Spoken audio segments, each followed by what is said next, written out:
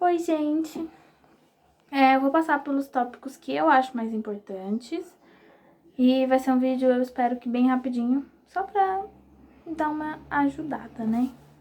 Então a morfologia das bactérias, primeiro elas são os cocos, os bacilos, que são os principais. Então os cocos são as bolinhas e elas podem se juntando. E os bacilos são os bastonetes, que é em forminha de bastão. O principal que a gente conhece é o Streptococcus e o Staphylococcus, e eu vou falar sobre eles um pouco mais pra frente. Aí, eu tô com meu material de auxílio aqui, tá bom, gente? Então, principalmente uma característica das bactérias são os gram positivos e os gram negativos. As bactérias gram positivas, elas têm a camada dela, a cápsula dela mais grossa.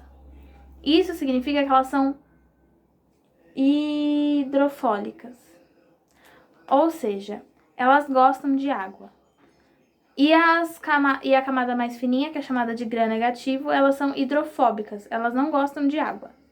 Eu não sei se vocês vão conseguir ver aqui, mas é nessa parte do slide que fala as grãs positivas e as grãs negativas, tá? E as grãs positivas, elas têm essa característica.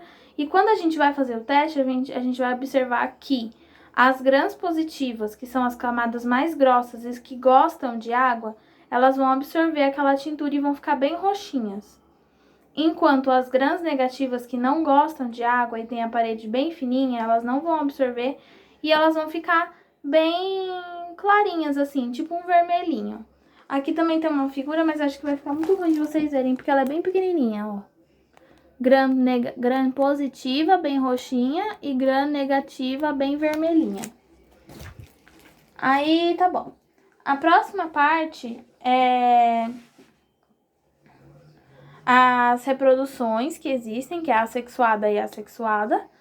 A assexuada, ela é mais eficiente na questão de números. Então, ela se divide e cria mais e mais bactérias. Mas isso não significa que ela é a melhor forma, porque a reprodução sexuada, ela vai entrar as mutações e aí as bactérias vão ficar mais resistentes, o que é uma coisa boa. Então, tem a esporulação, que é uma parte importante, que a bactéria, quando ela se vê em perigo, ela vai esporular. Ou seja, ela vai secar, tirar toda a água de dentro dela e virar uma bolinha. Esse esporo, quando ele tá... acontece duas coisas. A primeira coisa é que quando ele tá em perigo, ele se mata e joga uma substância tóxica no meio que ele tá.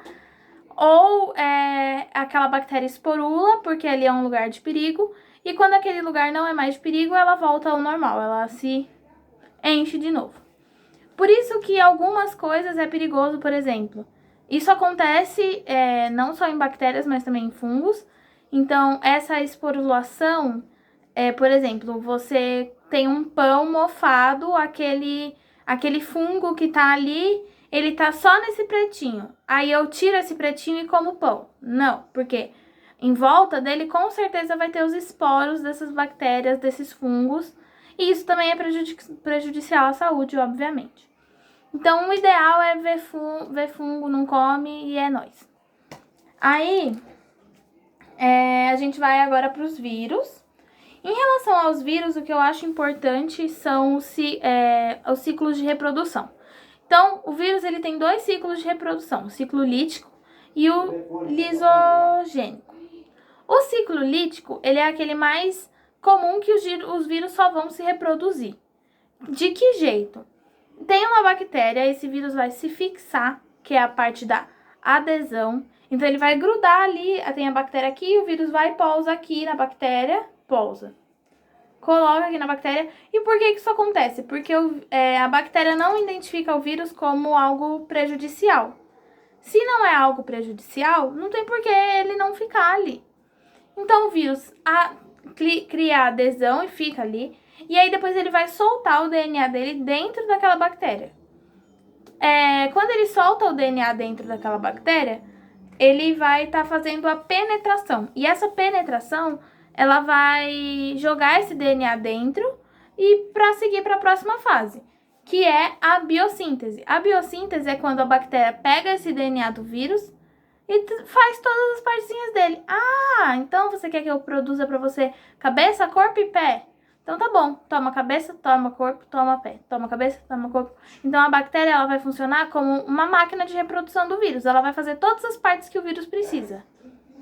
Depois dessa parte tem a maturação, que é quando o vírus vai se montar dentro da bactéria. Então ele vai juntar a cabeça, o corpo e o pé. A cabeça, o corpo e o pé. A cabeça, o corpo e o pé. E ele vai formar todos os vírus dentro daquela bactéria.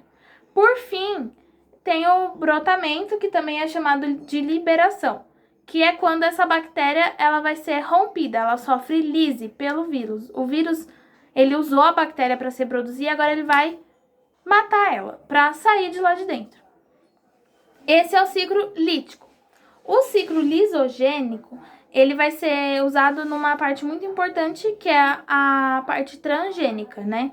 Então, quando a gente fala de substâncias geneticamente modificadas, é dessa forma que eles modificam. É um dos jeitos que ele usa.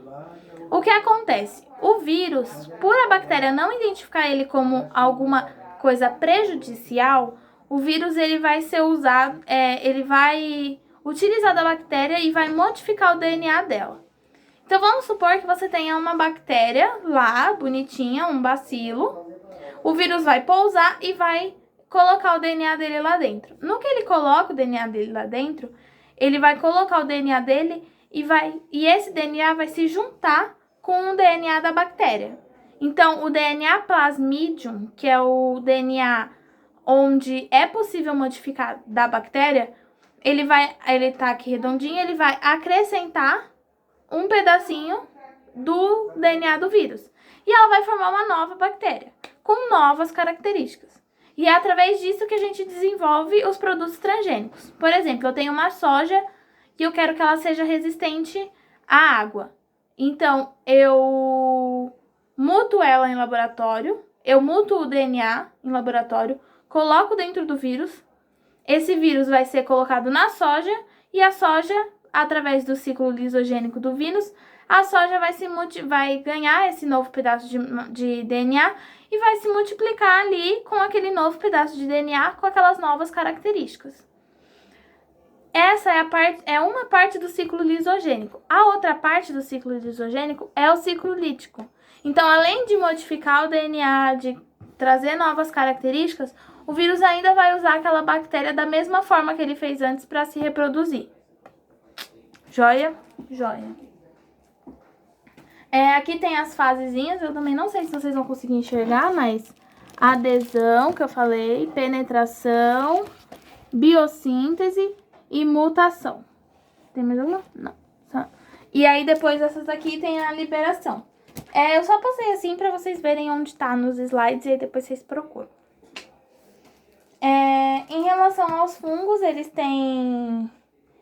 eles são muito fáceis de se multiplicar, eles só não gostam de ambientes secos. Então, se tiver molhado, tá safe, eles vão se multiplicar. E eles se multiplicam no frio, se multiplicam no quente. Em lugares úmidos é o ideal para eles e eles se multiplicam de todas as formas. Além disso, eles têm várias formas de se reproduzir. E eles podem se reproduzir por fissão, que é o clássico, que é um fungo se divide em forma 2, como também por brotamento, como por hifas. Então, é um fungo que tem vários pedacinhos e aí vai nascendo mais fungos do lado dele e eles vão se multiplicando. Essa é a primeira parte do conteúdo, eu vou ver se eu posto. E assim, eu tentei focar nas coisas mais importantes. E só pra dar uma geral de algumas coisas que eu acho relevante dessa matéria, tá bom? É isso, tchau!